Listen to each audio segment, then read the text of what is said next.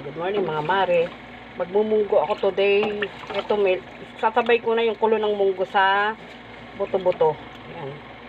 Sabay ko na siya mamaya lalagyan ko rin yung chicharon at sotanghon. Ganyan lang muna kakonting water niya.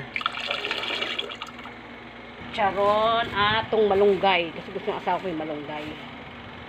So, pinireshare cooker ko na siya. Yung munggo at buto-buto yan mga mare. Kakain muna ako bago mag-start magluto. May pa ako ng malunggay. Kuya! Ya! Ito na oh. Sali mo yung pinakulo kong tubig dyan, kape.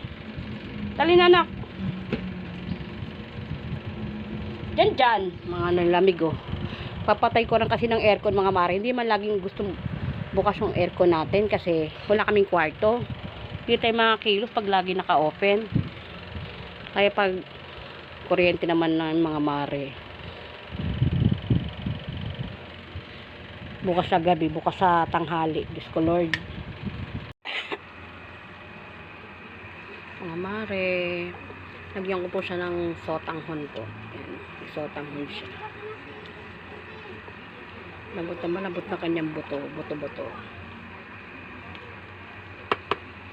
Hindi ko inubos yung malunggay kasi pag inubos mo na hindi na munggo yan. Parang utan na. Pang sabaw, papaan. Yan natin yung chicharon. Para masarap talo.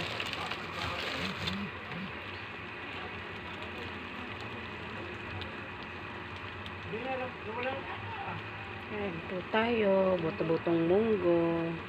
With sotanghon. Chicharon. Ayan po.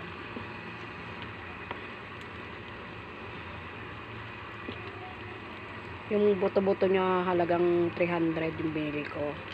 Malalaki. Hindi ko pinalitan yung hiwa. Malalaki po yung niya, gayat. Kain po tayo. Yan ang aso na to. O mga mare. Malapot na siya oh. Kasi dahil sa sotanghon niya.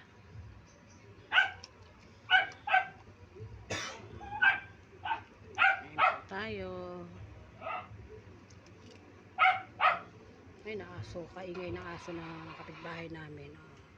Ihiwalay na po yung buto.